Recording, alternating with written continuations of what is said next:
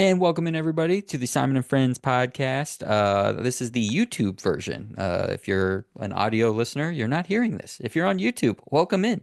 Thank you all so much for being here. This is the NFC East Draft War Room. This is the final installment of the Draft War Room series. Ben and I are going through the final four teams here and giving you our draft plans. NFC East, there's some fun ones here, including a team drafting very high, which you're going to start us out on, and that's the New York Giants. Take it away. All right, the New York Giants football team. Number one note here: I have hopes for this defense to actually be competitive. Okay, and I don't know how high remains to be seen, but I like the direction they're headed here. Offensive line is a big concern. I'm not telling Giants fans anything they don't already know, but boy, offensive line, which they have tried to work on, hasn't panned out. So somewhere between draft and develop, it's getting stuck in the mud. So you could always hope that these young guys take a step forward, but some of them have had a couple of years to do that, and it's not looked out too good. So offensive line, a big concern. Still not a lot of people to throw the football to. It's not that they have nobody, but it's just not as many as you would like, in a normal football team, right? If you really wanted to challenge defenses, it's not as many as I would like here. So you're going to hate me for this, but don't tempt me with another good running back, okay? So I I love Tyrone Tracy. I loved him in last year's draft, and he's good, but he's obviously not a workload kind of a guy. So they could use, again, in the spirit of continuing to add athleticism and talent to this whole team, which they've been doing this offseason. Major props for that. Running back would be another spot. So we're here in a draft that's loaded with running backs. If you can get another one here, there's no reason not to.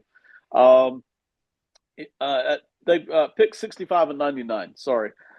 I would be looking at interior offensive linemen. That's a theme of our show tonight. They're there. They're there to be had. You gotta develop them a little bit, and who knows how good they'll actually be. But they are there to be had. Guys that look like they can step in and plug and play and start and give you a chance. So that I would be looking at that. Pick 34, which is their second round pick. They got pick 3, of course. Pick 34, I'd be looking at cornerback. They've already addressed the secondary some, but they needed more help than they can even give it so far. So they've done a great job of hitting the secondary in the free agent realm, but now they Mhm. need to double dip here and add on to it here. And I think 34 is a great spot to do that. Man, you Yep. and I have, again, another theme between Maxwell Harrison and Azariah Thomas. And there's probably Trey Amos. Famous. There's probably a cluster of 4, 5, 6 guys somewhere in there that can fit almost anything you want. If you're looking for more of a sticky guy, they're there. If you're looking for more of just a speed, athleticism kind of guy, they're there. So that's a good spot there for them. If Travis Hunter is sitting there at 3, and he may not be, that's the guy I want. Okay. I love Abdul Carter. No insult on him, but the Giants have guys that can get after the quarterback. And I've got personally Abdul Carter and Travis Hunter just kind of side by side as to who I would want. So, again, in the spirit of the Giants continuing to add athleticism and talent on both sides of the football, Travis Hunter just fits that bill. So, if he's got it in his head that he wants to play wide receiver 80, 90% of the time, we can accommodate that. We can do that. We're ready. If we feel like, and if he's willing to kind of flex and be more of the cornerback style, we're happy with that too. We're 100% happy either way. Not every franchise can say that. Hmm. A lot of franchises that would be willing to draft him would already know kind of where they want to put him. We can do either one and be equally happy. So Travis Hunter would be our pick at number 3. Here's the picks they've got. I've already listed them a little bit. 3, 34, 65, and 99. So you got 4 in the top 100. They got another pick at 105. So they're loaded. Lots of chances here to add people. And then they got a fifth round pick and 2 sevens. Their needs that I've already alluded to, I think offensive line is the biggest one. I really do. But I'm going to address it in the later rounds. So, 65, 99. I'm not necessarily going to try to address that in the first 2 rounds. I like these other players at other positions. Wide receiver at number 2 is pretty big. Cornerback at number 3 followed closely. Number big defensive tackle. the main guy is fine, but after that, it's a Right. huge drop off Hmm. defensive tackle. So I would love somewhere in this draft we could add a defensive tackle. And then I already mentioned running back. Here's some of the prospects. I already mentioned Travis Hunter.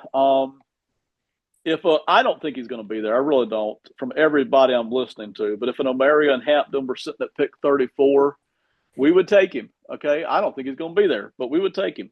I already mentioned Maxwell Harrison. Earlier tonight on a different on the other East version, I mentioned Marcus Bow and Charles Grant would be Hmm. good picks for us in the later 65 range. Yep. Would love that. Here's one I've really got my heart set on though. It's Darian Porter, cornerback out Mm. of Iowa State. They are fixing to, and sorry, I'm pulling up a couple more notes here. They are fixing to install a zone-based defense, a lot of zone, in which they are not going to necessarily ask their corners to be sticky and cover one on one and carry routes downfield and all of that. It's going to be a lot more hand than off. And while it's not the same as the Eagles defense, it's more of that idea of, hey, fast guys at corner, keep everything in front of you, and then when you see it, attack it. You know, and so that's why I liked. Sorry, I still got the. Give me 1 second here. I'm going to switch teams. Pull up the roster. What they did in the secondary, I liked that they went out and got Paulson Adebo from the Hmm. Saints, who was not a great cover guy, but he's a great athlete. Mm. They're not going to ask him too much to cover, but the athleticism, the playmaking. And that's why I loved that they got Javon Holland, who, again, maybe his best year is already behind him, but they're adding athleticism and Yep. talent to that safety spot that they haven't had in a long time.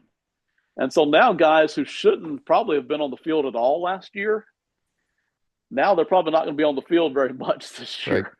Right. But if you were to add Darian Porter in, super fast guy out of Iowa State, got the potential there to be much more, but he can just operate in that zone. And so I really like him there in the later rounds, wherever we can catch him. So that's it. That's what we're looking at. We're not necessarily going to address the biggest need right away because I think there's other people here, but we do like the way this draft falls for us. Similar to the Jets, I'm not gonna mess around with any personalities here. I got some straightforward questions for you. So you said Travis Hunter is your ideal at 3. If he goes to Cleveland at 2, do you take Abdul Carter or is there another route you're going? Yeah, we'll go ahead and grab Carter. We'll grab Carter and be Okay. happy with it. Yeah.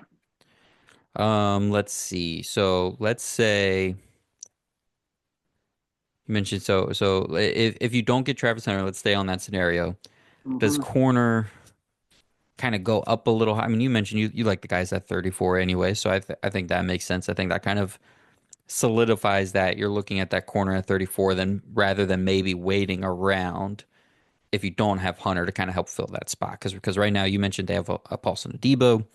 Deontay Banks was the first round pick a couple years ago, but he's not working out. He's been benched a couple different times. So Yeah. um, I assume if Hunter's not the pick, yeah, corner gets pretty solidified for you there at 34.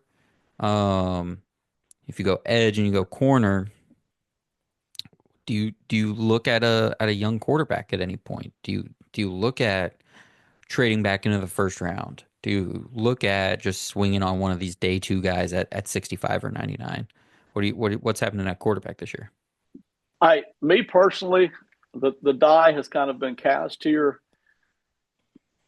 I'm not going to look at quarterback at 65. I'm going to try interior offensive line at 65. But once we're there at 99, heck yeah, let's Hmm. grab a quarterback that gives us some young guy to work with. And I don't think he's going to beat out the other two guys for the starting job. But if he does, great. I mean, that's totally fine. So pick 99. Listen, if we didn't have quarterback addressed heading into this draft, then but it sure looks like the Giants need to win right away. Yep. It really does. Yes. So I'm not going to chase quarterback in the first 3 rounds. It'll be pick 99 or later. Yeah, this idea that you draft the rookie quarterback to save your job, it does not happen. It does not. Winning saves your job. So Right. Abdul Carter, Right. Travis Hunter, um, let's say those first few picks there. Like, what's your let me ask you this. You asked me earlier. What's your ideal stack? So if Travis Hunter's at three, Yes. you get Travis Hunter. And Yes. let's say you for year one, you're like, hey, we're gonna try you 100% wide receiver and corner. We're gonna give you that. You're gonna be corner two and wide receiver two. So you're double dipping there. Yes. What are you doing at 34? Again, the plan is let's do that. You're Joe Shane. I'm Brian Daboll. Hey man, we got to save our jobs.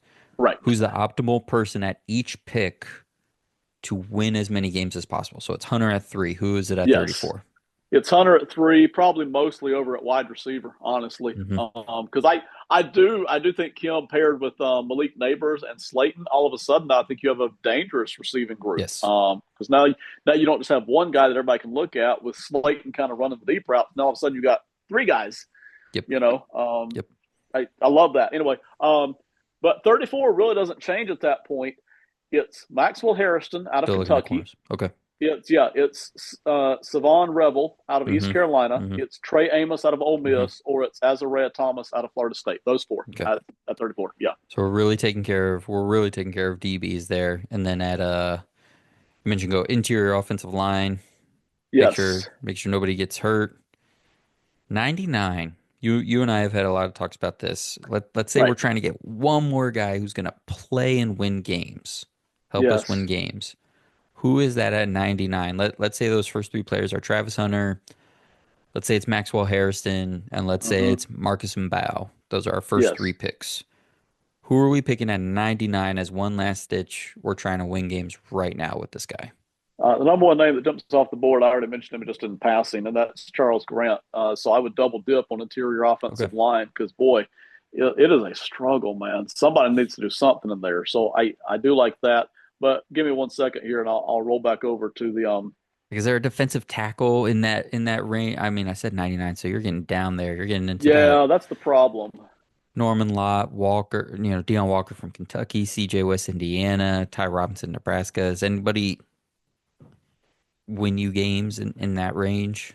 See, what I may do there, this is an intelligent question. It's one reason why I do like looking at stacks because you're starting to think about how deep the pools are. That is a very good thing. It might be that I save 99 for interior offensive line because I Hmm. think there's still a couple of guys there, and then I just go defensive line at the 62 spot, Yep. 65. Yeah, Yeah, because so then that that's might be the maybe better a way to do it. Yeah, TJ Sanders, right. Alfred Collins from a run defense perspective. Yes. Um, Which all of a sudden I feel a lot better than the defensive tackles that are sitting there at 99. I do feel like that's a big drop off there.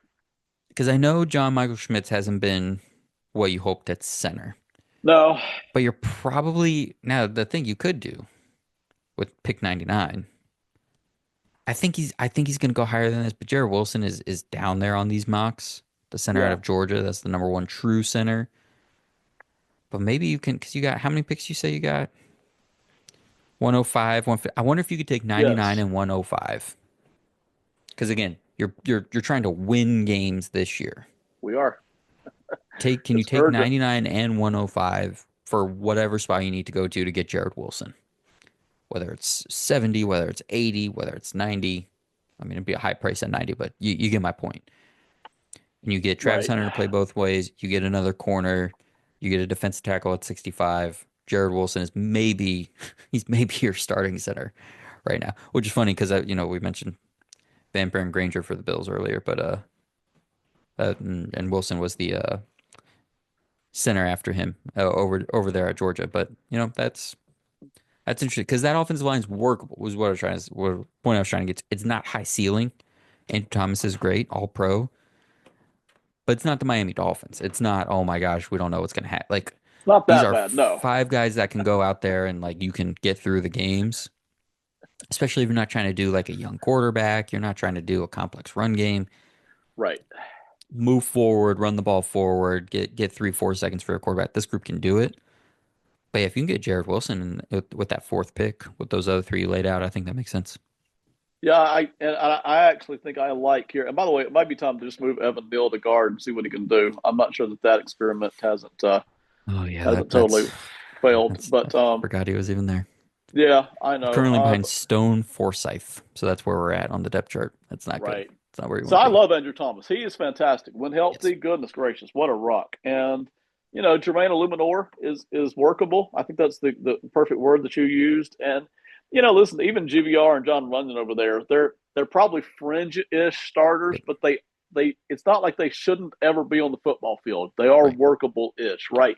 Yep. Still though, it's not what the Miami Dolphins are, but I would love to add somebody in there. But I Absolutely. do think you're better here. The defensive tackle at the 62 range Hmm. and the interior offensive lineman back there at the 99 105 range, or maybe even take the 99 to 105 and go back up again and catch another Yep. interior offensive line, probably is the better way to go here. I'm up next, Ben, with the Dallas Cowboys. Another fun team to talk about. We have 10 picks. That's exciting, but seven of them are pick 149 or later. So that's not super helpful in this year's draft. The first three picks are at 12, 44, and 76. So three picks in the top 76. We can get something there, but we do have a lot of needs. So best player available is where we'll go with pretty much all these picks. The offense actually has more immediate needs than the defense, surprisingly, considering just what we think of for this team. But wide receiver and running back are tough right now. A developmental tackle in the mid rounds would also be pretty good, with Terrence Steele and Tyler Guyton needing some insurance possibly for Steele. Big contract still, some injuries. Not the best player, and Tyler Guyton a rough rookie year. So some insurance with a mid round developmental guy might be good. But defensively, corner, defensive line, sneaky needs as well. Linebacker is somewhat bandaged with Jack Sanborn, but still, that could use an infusion of talent. We can run through several scenarios of those positions, but that'll be where I take the multiple, as many of the swings as possible with the 10 picks. Wide receiver, running back, O line, D line, corner, and linebacker. So pretty much every position. Based on my board, I'm looking at Ted McMillan, Ashton Genty, and Kenneth Grant for my pick at 12. Probably in that order. Then the run of edge players after those three, if those three were all somehow gone in the first 11 picks. So that would be guys like Jalen Walker, Shamar Stewart, Michael Williams, and corner Will Johnson. At 44, I'm looking at defensive line, corner. I'm starting to look at running back. And I have one offensive tackle in that range in Wyatt Milam from West Virginia.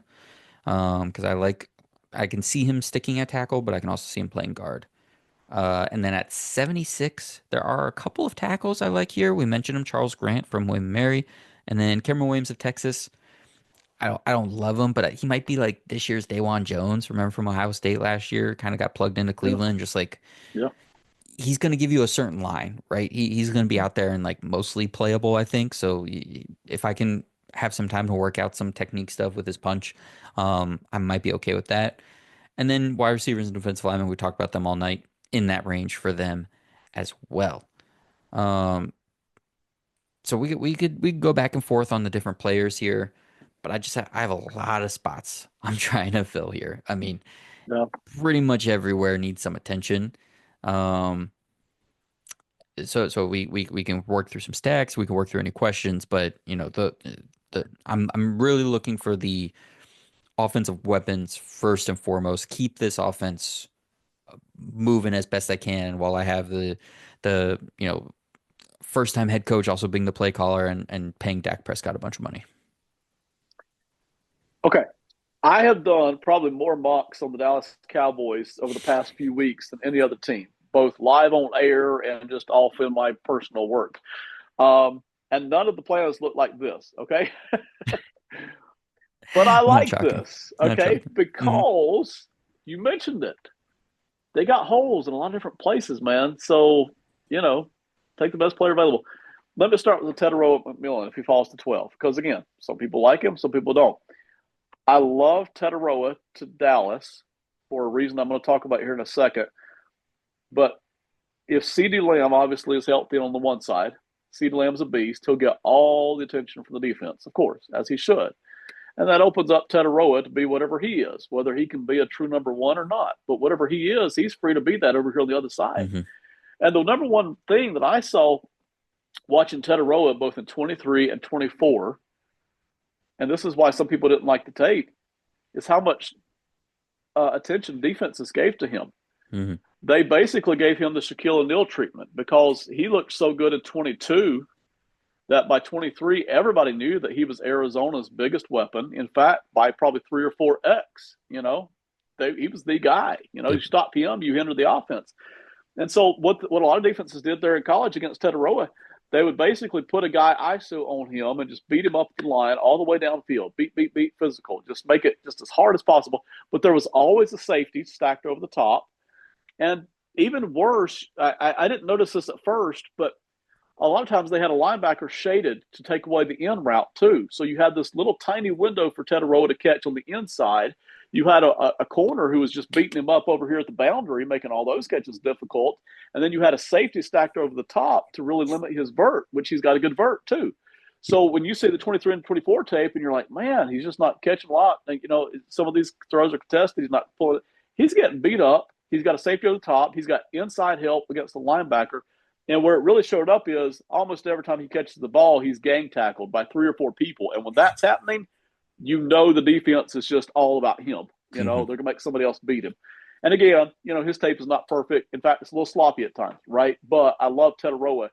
So I really like that, man. With him being the number 2 to CD, he doesn't have to be the number 1. He'd be the number Right. 2, but whatever he is, I love it. Absolutely love that.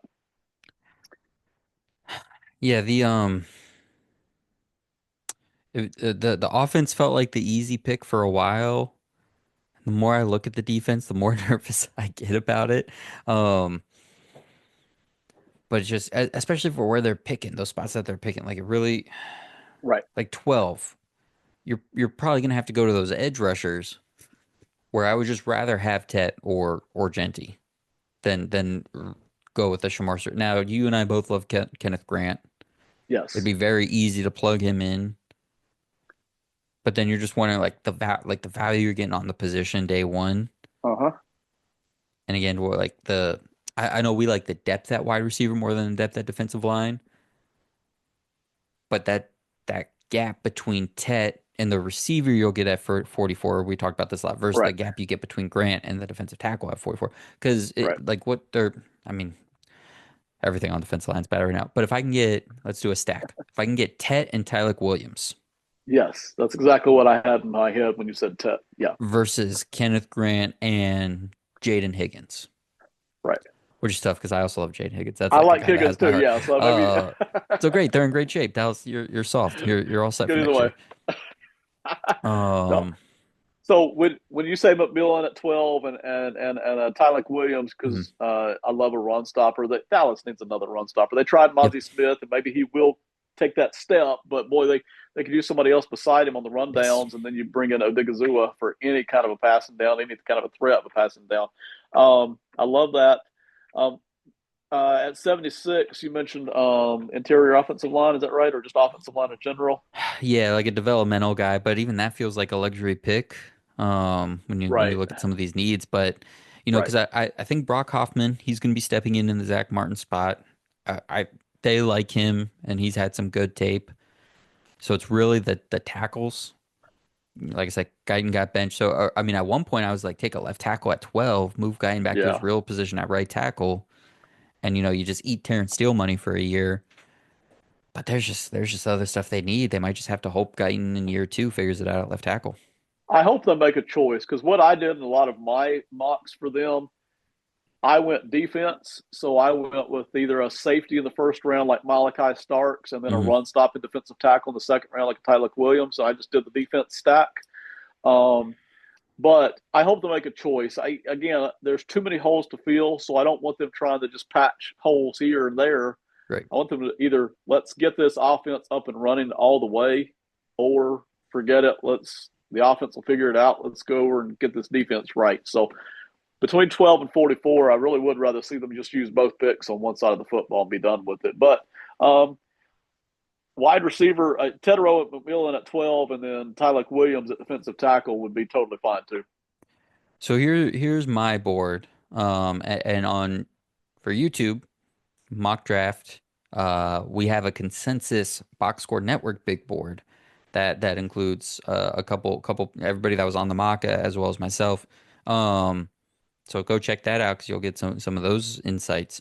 But here's just my board. Here's what I would have, and these first two guys would be flipped, as I mentioned, because I would go with Tet here at 12. He'd be my number one guy if he's there.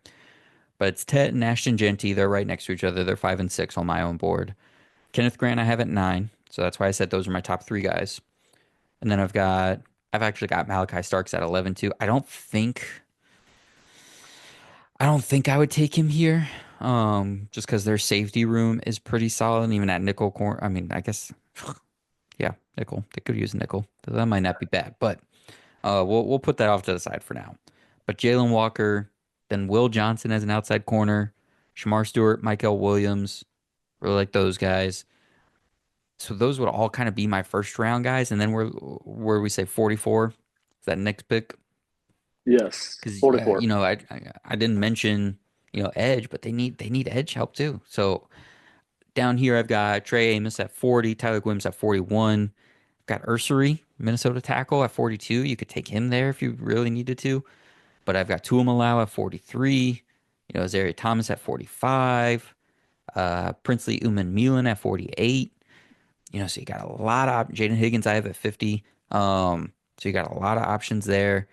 And then 76, I've got, let's see, Jordan Birch at 71, Norman Lott I've mentioned a couple times at 72, Emery Jones 73, Charles Grant 75, a couple offensive linemen there. Darian Porter I have at 76. You mentioned him earlier. Your guy Savion Williams, TCU is there at 77. Joshua Farmer 78. So I'm that's a lot of different positions, right? I'm throwing receivers at you. I'm throwing defensive line, edge rushers, tackles, offensive linemen. You just got to take the highest guy on your board at each spot, and that's what I would do. One route we haven't talked about tonight, it's been talked about for I guess a year now, really, is if and you mentioned it, but we didn't talk about it. Ashton Genty, if you Yep. take him at 12, Yep.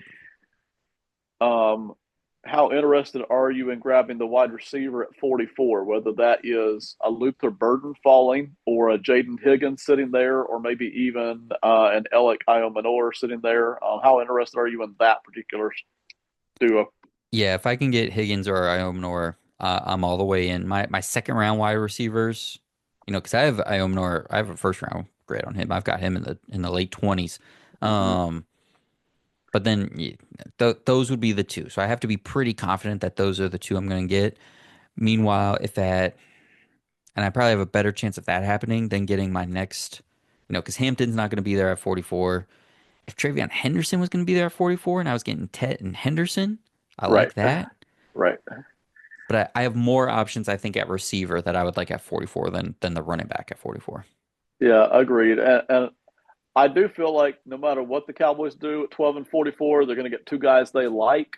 Uh, but no matter what they do at 12, 44, and 76, they're still going to have probably two holes left that they couldn't address other than with a fifth round pick. And, you know, And I mean, you have a bunch of day three picks. That's where you draft two of each, right? So let's say I yes. let's say I go all offense with those Yes. first three picks. I get a running back, a wide receiver, offensive lineman.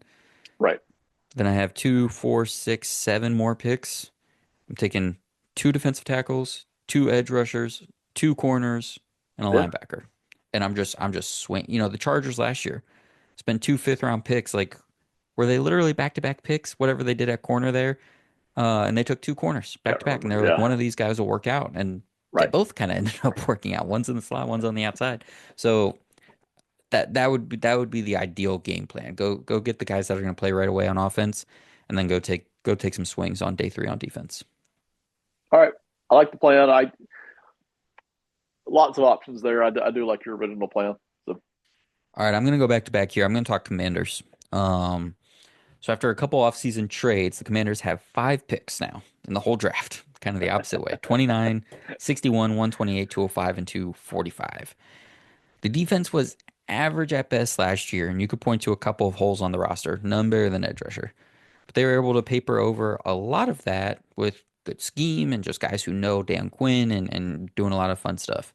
So edge and outside corner are on the list because I have Mike Sammer still talk about papering over stuff. That guy is going to be an all-pro slot corner at some point, but he's playing on the outside for them just because they need to. So yeah. I would like an outside corner so I could put Sammer still inside. But for now, he could survive out there. because I can't be the Texans from last year. I can't have this rookie sensation quarterback who looks like he's top 10 at the position after 1 year and say, he'll make the offense even better. He'll be even better next year. So the offense is fine. So let me go get an edge rusher. Let me go get a corner. I can't just assume I can do that. So even though our offense was really good in 24, I can't just assume it's going to happen again because our offense was even better than Houston's was in 2023. But I can't just assume that, right? So I really want to insulate that. So let's look at some of the surrounding pieces on the offensive line. Obviously, trade for Laramie Tunsil. Um, so Brandon Coleman looks like he's going to get first crack to be right tackle, leaving Nick Allegretti and Andrew Wiley probably compete at left guard. But nothing's guaranteed, right? That all sounds nice on paper, but it's not guaranteed. How will Coleman adjust to being on the right side? What if he's actually better to stay on the left side and move inside to guard? How will Sam Cosmi look coming out from his injury, right? So do you want a first year guy playing on the right side next to Cosmi who's coming back from injury? How's that going to work out? What level of player will Laramie Tunsil be this year? So with that said, I'm keeping an eye on all offensive line abilities and positions and players with those first two picks. And then on from a pass catching standpoint, you got Debo Samuel to Terry McLaurin, but Debo's getting older. Zach Ertz, the tight end's getting older. You got a couple other question marks on wide receivers. So even though we've added to that position, I'm not against going back to that in the draft with those early picks. So I'm gonna marry my board, which in that late first round and then even in the 60s, to my team needs and my philosophy of I need to keep this offense top 10. I need to keep Jaden Daniels on a good development track. I think with a couple good picks, I can keep this offense top 10, whereas the defense I may be dragging to, I don't know, 15, 16, because we've Right. talked about this late in the first round. Who am I really getting at edge rusher? I have some nice edge rushers already. Right. Adding another nice edge rusher is not going to take me where I want to go, right? I'm not 1 8 sack solid edge rusher away from being a top 10 defense. So we mentioned this earlier too. If I can move back, I will. If I can move out of the first round, I will. Because I do like some of these edge rushers here. I like Ezeraku and Tuamalau and Jack Sawyer even, but I'm not going to spend 29 on them and just get a solid player. And it would be nice to bridge that gap. I only have 5 picks. It'd be nice to bridge that gap and get a pick in the third round. Because then I could go with an offensive lineman at 61. I could go with a wide receiver with this new pick in the third because I like those values there. We've talked about all those guys. But if I don't move back, if I can't move back, if I stay at 29, I'm looking at Tyler Booker, Donovan Jackson, Gray Zabel. On the offensive line, I'm looking at Emeka Ibuka, Matthew Golden, and Alec Iomanor at wide receiver. And then at 61, to stick with those positions, I'm looking at Wyatt Milam, Tate Ratledge, Marcus Mbow. On the offensive line, I'm looking at Jaden Higgins, Isaiah Bond, and Jalen Noel at wide receiver. So I'm just going all in on the offense. And then at 128, you'll love this. I'm looking to take advantage of the depth at running back, and I'm just going to grab one of these guys. Austin Eckler's getting older. Brian Robinson Jr. is what he is. Um, I want another spark on offense. So at 128, I think we can get one of these running backs here that people are excited about. And then 205 and 245, those would be my swings. Just take a swing on an edge guy. I'll take a swing at an outside corner, see if I hit something. But this draft, I'm insulating the offense. I'm insulating Jane Daniels. I'm insulating Cliff Kingsbury because that's what I'm going to need to count on to get into the playoffs. All right. Commanders are another team that I've spent a lot of time on because our good friend Robertson over at Odds on Favorite, and we do Odds on Commanders YouTube show here. So we've Hmm. spent a lot of time doing mock. We'll do another mock here. So um, I've run a bunch of different ways. And the one thing we all can agree on is they got more holes than they're going to fix with this draft by a long shot. You could give them as many picks as the 49ers have, and they're just not going to fix all the holes, okay? So we've established that for sure. I would love to add an edge rusher to this Commanders team, okay? But not at 29. If it's going to be an edge, a difference making guy, I'm probably going to have to trade up to get him. Hmm. Well, not sure what I'm going to trade to go get him. So, Right, right. You made your trades already. Hmm. yes. So, and listen, I'm totally sympathetic to the Commanders fans who now for probably 2 off seasons at least are like edge, edge, edge, edge, and kind of like Falcons fans, right? I get it, Yep. and I feel that. I want that, but this may not be the year, man. Because at 29, there are some nice edges, nice pieces. But boy, I'm not sure that they're three down guys necessarily. You're kind of getting one trick ponies potentially. And, you know, are you going to trade up? Well, we ain't got much to trade up. So you're kind of a little boxed in there at edge. So that's why I do like the idea, at least, of wide receiver at 29 and running back at 128. And then offensive line at 61 potentially. So let's settle in on wide receiver here at 29 for instance.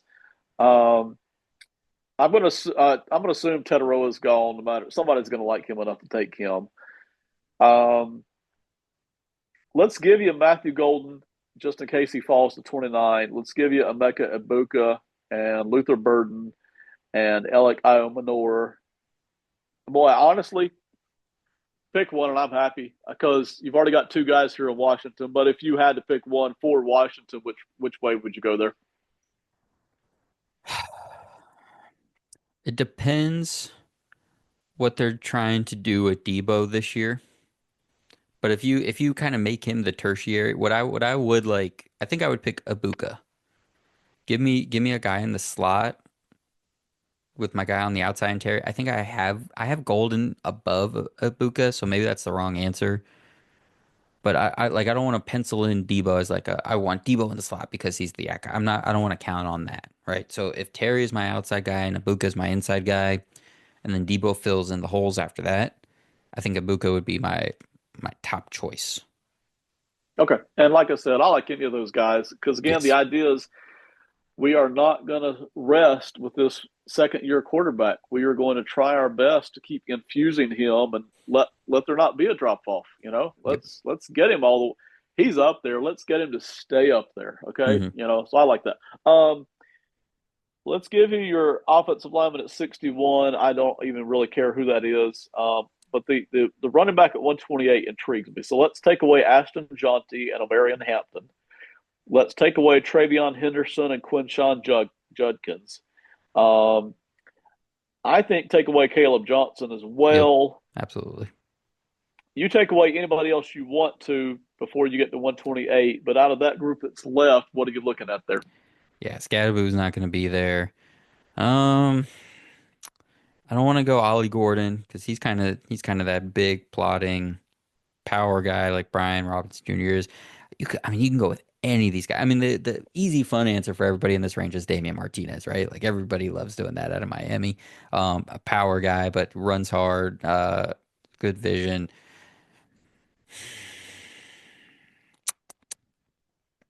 Yeah, just whoever you think is gonna be that. Like that. I mean, that's the easy answer. It's probably that. But everyone loves. I think the spark of a RJ Harvey would make sense. You keep Eckler as like a passing guy, but Harvey's your real spark kind of run lightning kind of guy. Um, but I mean, yeah, just throw a rock, man. Whatever. Take any of these guys. If the people really like this range for the running backs, but I would probably go Martinez if I'm just kind of taking out a couple of these other top guys, and then like I said, Ollie Gordon too similar to Brian Robertson Jr. The Commanders already got pretty aggressive this year with the trades for Debo Samuel and Laramie Hmm. Tunsil. So they're not going to be able to do as much in this draft as they want to. But if they trade out of 29, and again, I don't mean to overdo the trade out thing because everybody's talking about trade out, but 29 is actually not a bad spot if you're sitting at 40 to 32 and you want to get a guy that's just sitting there that you think is going to go quick. So 29 might be a spot where teams would love to jump back into. And this is the one team for me that I think makes the most sense with the trade out because they really should and probably need to take an edge rusher, but that's just not 29 is not the right spot to do it. Right. And as opposed to the Bills who have extra picks and can move up to take a better one, Commanders should Yes. really trade back. Now, here's the thing, and you've been hitting this hard tonight, and it's making me think about this that I didn't think about before. Can you go outside corner at 29 instead? You take Harrison, who I really like. You take Ravel, who I really like. That way you move Sam still to the slot. Right. He becomes a pseudo edge rusher because you can Yeah. you then get blitz. But then can Yeah. you get at what was that pick? 61? Can you get a Sawyer, an Uman Milan? I mean, Birch isn't really like a stand-up guy, outside guy. Does a Landon Jackson fall there? Does Tua Malau fall there? I haven't watched Swinson yet, but these other guys in this range don't really excite me. So at 61, you're just starting to, you're running a risk here at 61 for the edge rushers, which I think is why I didn't really give that too much consideration. But maybe getting that outside corner and getting Sam Stowe into the slot would make it worth it. Yeah, I listen at 29 or even trade back to what 35. I think you're still well within range of getting a good cover corner, which I would be totally fine with. Absolutely. So, Washington's got more holes than they can fill, and Yeah. they're going to fill some of them with 29 and 61. Yeah. But yeah, because even then with the defense, how much better is the defense getting? Whereas I think these offensive picks, you can keep the offense really good. Let's get to our final team of the night, Ben. It's a little team that won the Super Bowl. You have the Philadelphia Eagles. I have no, actually, I do have some notes on the Eagles, so I can't wait to see what you say. Take it away. Who are you drafting? All right, let's get to the team of the night. Right, the most important team, the one everybody cares about the most, one we all just can't hear enough about. Right, How many Georgia players you taking? 13. Great. Done. We're gonna trade back out of the first round and get three fourth round picks to make that happen. So I don't have a lot on the Eagles, honestly. There's a few simple, clear notes to be Hmm. honest about it, but there just wasn't a whole lot to try to address here. This is a very good roster, but surprisingly, it can still be improved. I thought there were two or three different areas where I thought clearly you could use an upgrade, Yep. as opposed to say, when you look at Buffalo or Baltimore or I don't know who else, but you know, it was a lot harder to upgrade because you're pretty good everywhere. But Philadelphia had two or three spots. Um, Speed edge is obvious. I think that's the one a lot of people are kind of pointing at. They could use a good speed edge, and there's guys here because again, with Philadelphia, you've got a good defense already. You're not trying to build a defense, but you can take a guy at edge because again, if you're Washington, you may want to pass on these edges sitting here because you have so many needs, and because one edger who maybe isn't a full time guy isn't going to fix very much, like you said. But for Philly, it would. It's like, Yep. hey, yeah, we dropped this quick guy in here, comes in on passing downs, gets after the quarterback. Another good tight end would cause problems for defenses here. I think it may have been even you that mentioned even off air or on air earlier that maybe they could even have a need at tight end next Hmm. off season. But for now, I would love two tight ends. So another good tight end, but definitely a tight end too. I would love to upgrade at safety. It's not bad, but I could use if you're looking for ways to upgrade this team, safety is one of them for sure. And then another good fast corner would be awesome because Hmm. they obviously did this in last year's draft twice and Yep. they hit both. Yep. Why not do it again and just have that room set for the next Yep. few years? Hmm. Hmm. So not have to be old back there. So again, whatever happens here, you're good. A guard would be good just for the pipeline at some point. Yep. It's not like that's urgent, but boy, again, they seem to be pretty good at this thing. So let's keep that going. Don't quit drafting offensive linemen. Nope. So that's kind of the needs here. Their draft picks are first round 32, second round 64, third round 96. Then they've got a fourth and three fives. So plenty to work with. Um, just good stuff there. Here's some of the guys I would be looking at for the Eagles, and this is mostly in the first round, although some of it might even sit in the second round. I like Donovan Ezeraku for them. I like Darian Porter for them. I mentioned his speed and his athleticism. I like that. Savon Revel, I like that back there. Nick Emanwari, you talk about a team that could use a safety like that can float around, drop in the box, can carry tight ends, and can every. His ball skills are not great, but they're good enough to where he could, when he needed to, carry wide receivers downfield in college. He did that in the Southeastern Conference, no less. Okay, Hmm. now he's not going to make a living doing that. There's no way, but he's got enough flex in him on a good defense where he could do some of that stuff. Tyler Booker, guard out of Alabama. I would like that, but I don't think I need that in the first round. But I like him. James Pierce is a guy who I know you're not big on, but just the speed off the edge, man. Hmm. Drop him in, do his thing. And then a guy that I know you do like, guard Donovan Jackson. You Hmm. talk about the rich getting richer. If they could pull him off, that would be a lot of fun. Yep. Uh, you get down to pick 64. Whatever you didn't address in the first round, you go after. I don't have a huge plan here for 64 and 96, but those are some of the names. Those are some of the needs I'm after. Again, you got a darn good football team. This draft will make it better. Yeah, my two positions I was going to ask you about on the offensive line. What is the plan for right guard this year? And then eventually right tackle, right? Do you start thinking about life after Lane Johnson? Because they did this with Jason Kelsey. Um, We don't want to. yeah, just pretend it's not happening. But like when they drafted Landon Dickerson, like he didn't have a start. He was supposed to be the Kelsey successor, and then he ended up being the successor at guard instead, and then they had to go get Jurgens. So it is curious that they haven't gotten a young tackle in here yet. We kind of thought that was going to be Mekhi Becton, but he goes and gets paid. So like is like Tyler Yeah. Steen, is he right guard for a year and then right tackle? You got Kenyon Green from Houston. Is he a right guard option? Um, but I'm wondering if there's and they have several day three picks. So I don't know. Let's go throw a dart on an offensive tackle and just figure out who the next all pro offensive tackle is going to be. Um, how about, here's a name I keep seeing. Logan Brown out of Kansas. Never, I be honest, I haven't watched him, but they just take Logan Brown in the fifth round, and that's Lane Johnson's successor.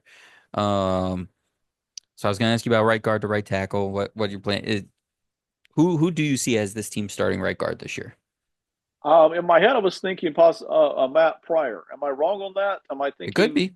It could okay? be. It could That be. I think that would be my number one option. But Steen really hasn't taken a job that, we thought he was going to take from this team right, yet. Like Becton beat him out for that. And Steen always looks a little smaller than you think he's going to be. He's like 6'6", 320, but he just always looks a little skinny for what they like there. But, so yeah, Matt Pryor, why not? yeah. Um, and, Um, and this is the convenience of good teams, right? yes. When you have four good offensive linemen or four good anything at any position group, you can almost kind of drop in anybody Right. and they'll be fine because they're Yep. surrounded by good players. Yep. So to me, almost no matter what they do, Steen, Pryor, Kenyon Green, fifth round draft pick out of Right. Kansas, Right. Right. they're fine. Um, Now, and listen, this team will invest in the offensive line, so I love the Yes. Booker and Jackson shout outs there. And then corner two was my other thought. Like, is that a draft pick? Did Cooper play so well you graduate him up to outside corner and you replace him in the nickel with something? Um, do you just roll the dice with, Keely Ringo, getting Georgia guy? Um, Adoree Jackson is on this team of veterans, he's out here. Do you just kind of roll with it? Is that an early draft pick? Um, what do you want to do with Cooper in 2025? And then how does that play into your outside corner plan? Yeah. So for me, and I'll go back to even pre draft on Cooper DeJean. Cooper is, has, and always will be a nickel guy. Mhm. Um, that's it. The folks who before the draft wanted to tell me he was a island corner one on one carry the boundary. I just Mhm. didn't see it, and I Mhm. still don't. He operates. Listen, he's fantastic, but he operates under an umbrella of two to three defensive backs over the top, and he operates with the privilege of a defensive line that can get pressure on the quarterback, Mhm. which allows him to be the best version of himself, which Yep. is a physical, quick twitch, work in an area and hang with it all the way until you need to hand him off to the next guy, kind of a cover guy, and I wouldn't want to ever take him away from that. Even if I needed to, I wouldn't want to. So that's the plan for Cooper. Um, All right. myself, So I will say, if at 32, I think the Eagles want an edger at 32 is what I think. But okay. if it were me, I would want a CB. I would just want to lock Yeah. down this room, man, because you got your choices. We've mentioned it all night. It's 4 or 5 guys sitting right there. Yep. So at 32, I might even get to grab the first guy off Right. of that cornerback group potentially. Yeah. Yeah, Harrison Ravel, and yeah, we've talked about him. But I mean, Right. there's this speed, squatty body guys that they like. Yeah. Um, Yeah. does a Mike Green go there? Ezraku should be around there. You mentioned him. Um, it's early for Josiah Stewart. They wouldn't, so that wouldn't happen. But there's some squatty body edge rushers here in this draft that they could certainly go after at 32. But I'm with you. I kind of like the corner thing, and we've said it all night. But the interior offensive lineman in the second round um, would also make some sense. But you know, a guy like Charles Grant as a developmental player, maybe he could play guard for a year, but I do think he could play tackle in the NFL. Wyatt Milam. Cameron Williams, if you want to get huge at guard, which they like to do. I mean, they just had Becton. Like those would Yeah. be if Yeah. they went edge and corner with the first two picks. Those are third round offensive linemen that could maybe compete for guard, but also maybe be heir apparents to Lane Johnson for sure. All right. I think that's it. I think we did it. We Ben, did anything it. else for you on the night? No, my last thought here on the Eagles, my fear is by the time you get to 64, edgers and corners are gone. Yes, So you agreed. kind of need to make a choice at 32, which position, because you can upgrade one of them. Which Yep. position you want to upgrade, you do that. And then when you get down to the 64, 96 area, you just grabbing the interior offensive lineman we talked about, or the tackle we talked about there, and then it's BPA from there. Listen, man, they swung on two Twitter edge rushing darlings in free agency and Josh Uche and Aziz Ojolari. I can't wait for both of those guys to have like 7 sacks this year, and that's behind Jalex Hunt, draft darling from last year. So Yes, they're they're all right. They're all right. they're They're all fine. right. They're fine. They'll get Uman Milan too, and just really go crazy. All right, that is going to do it. So if you're watching on YouTube, thank you so much. This has concluded our NFL Draft War Room series. If you this is the first one you're watching, or the second one, or the third one, we have 8 of these up on YouTube. So check that out. Also Yeah. check out the latest Box Score Network mock draft. That was a good one that went up this week as well. If you're listening to the audio, obviously also go to the YouTube. We appreciate it. But thank you all so much for being here on the Simon and Friends podcast. As always, Ben will be back in 2 weeks for our annual fourth time, fifth time NFL draft over under preview show. So we'll have that pod go up for you on draft day. Shout out draft day. I need to watch that soon. Um, and yeah, just thank you so much. Make sure you're checking out everything at Box Score. Again, the Tricky Takes podcast baseball season is here. Just 10 games in the year so far, but the episode this week is projecting the All-Star game lineups based on what has happened so far through the season. That's going to be out on Apple, Spotify, or wherever you get your favorite podcasts later this week. That's Tricky with two I's, Triicky Takes, a Box Score Network podcast. So check them out. Check out the YouTube. Thank you all so much for being at the Simon and Friends podcast. Have fun and be safe out there.